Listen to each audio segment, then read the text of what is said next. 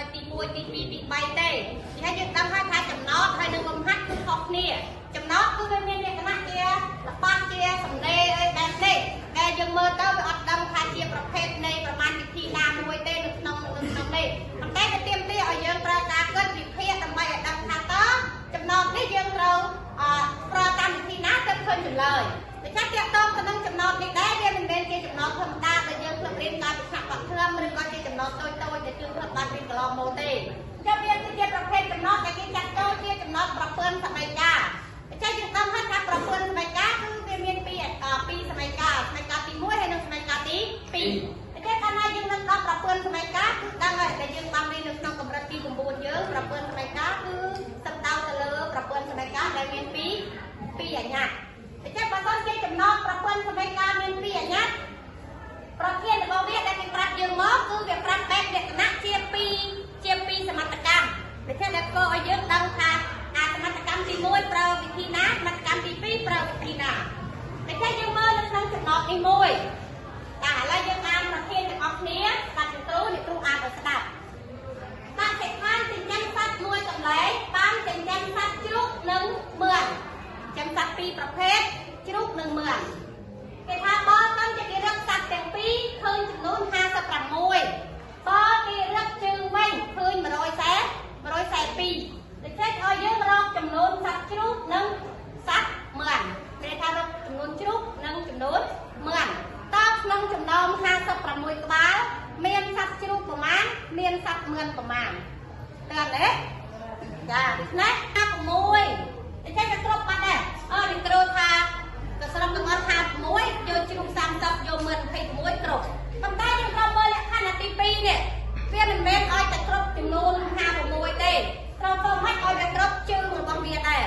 ចេះក្នុងចំណោមនោះគេប្រាប់ថាជើងរបស់សត្វទាំងពីរមានន័យថាទាំងមឿនទាំងជ្រូកបើគេបូកចូលគ្នាឃើញ142អញ្ចឹងយើងដឹងថាសត្វមឿននិងសត្វជ្រូកមានចំនួនជើងស្មើគ្នាអត់ចាអត់ស្មើគ្នាទេជ្រូកមានជើង4ចំណែកមឿនមានជើង2អញ្ចឹងនៅពេលដែលយើងយកសត្វជ្រូក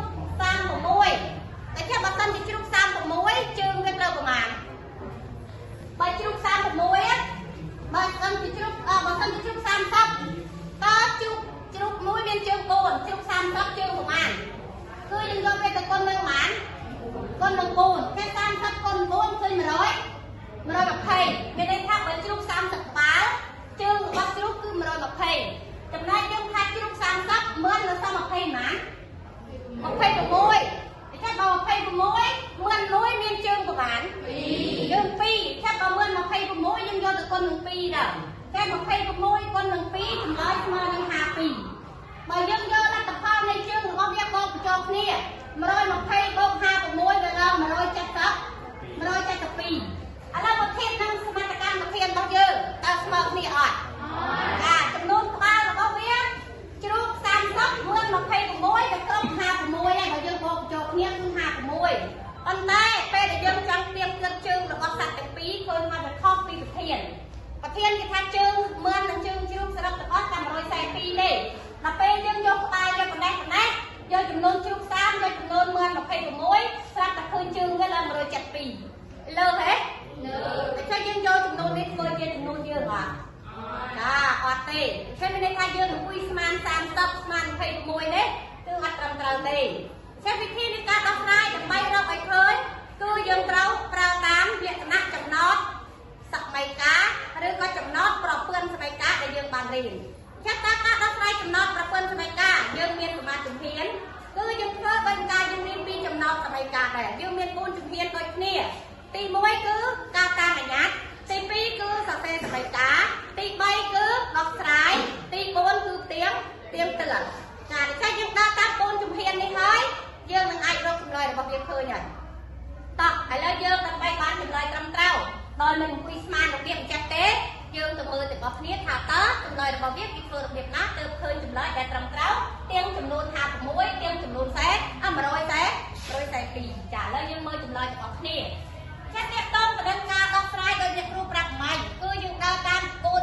ជំហានដែលជំហានទី1គឺការអញ្ញាតសិនដូច្នេះយើងឆ្លើយនឹងសំណួររបស់គេសិនឲ្យយើងរកចំនួនសត្វជ្រូកនិងសត្វមឿនចាយើងឆ្លើយកន្លែងនេះគឺរកចំនួន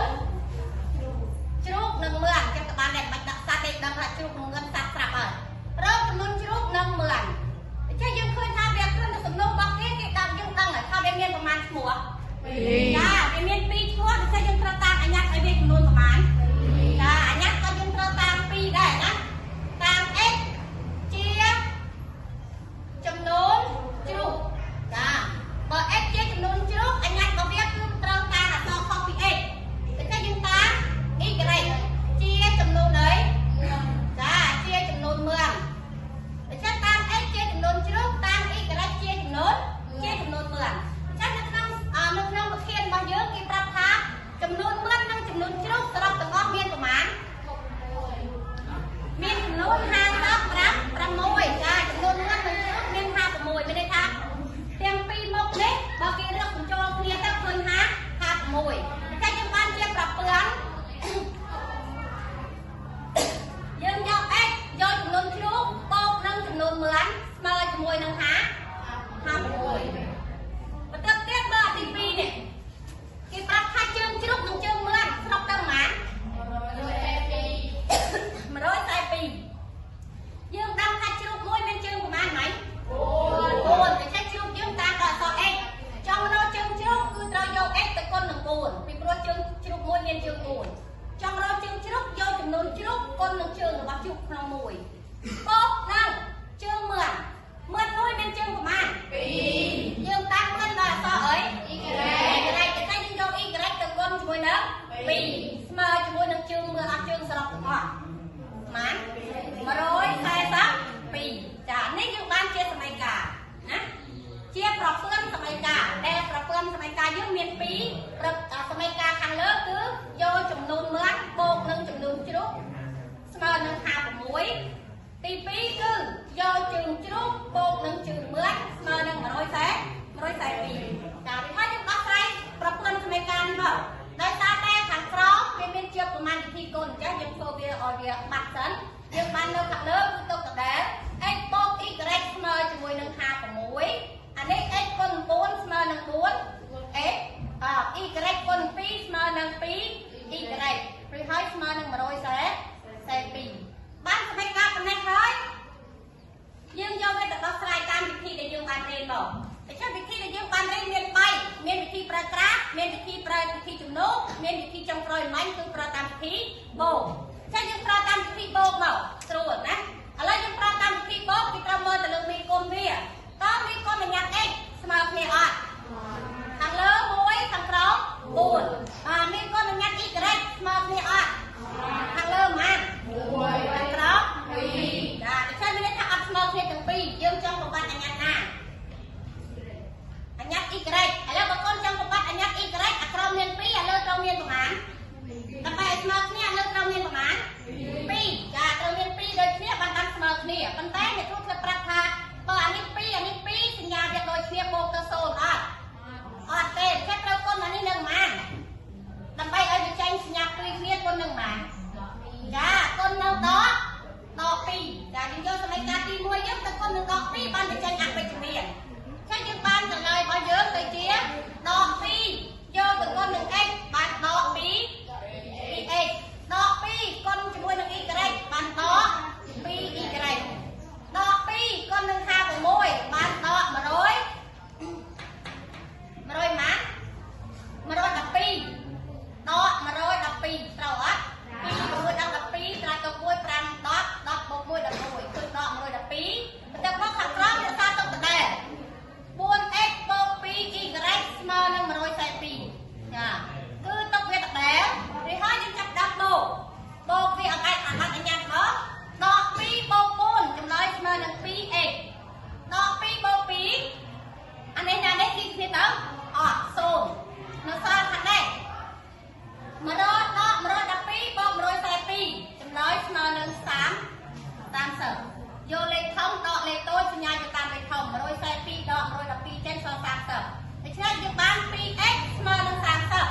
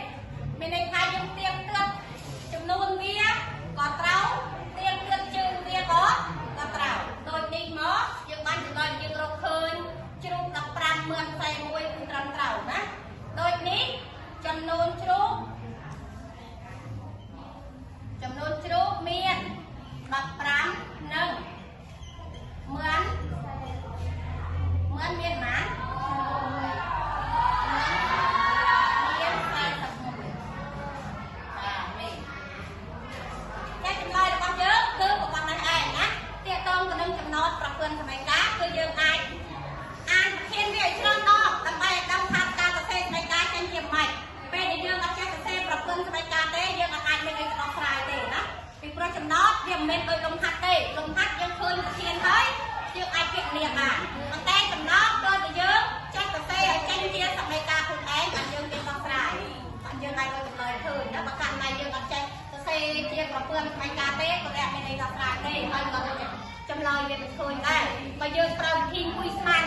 ដូចយើងប៉ុណ្ណេះមិនបាញ់ទៅអត់ស្មានថាប៉ុណ្ណេះនេះគឺខុសហេតែយើងត្រូវចេះពីរបៀបនៃការដោះស្រាយយើងត្រូវចេះតាមអញ្ញាតយើងចេះសរសេរយើងត្រូវចេះដោះស្រាយហើយយើងក៏ត្រូវចេះទៀមទៀតតែគេតងនឹងលំហាត់នេះដែរខ្លួនឯងទៅវិញកុំភ្លេចមើលម្ដងទៀតណាកន្លែងណាឆ្ងល់សួរអ្នកគ្រូថ្ងៃក្រោយទៀតក៏បានសួរឡូវនេះក៏បានហើយយើងនឹងមានប្រយោជន៍សម្រាប់យើងបើសិនជាករណីខ្លួនឯងបានមើលហើយ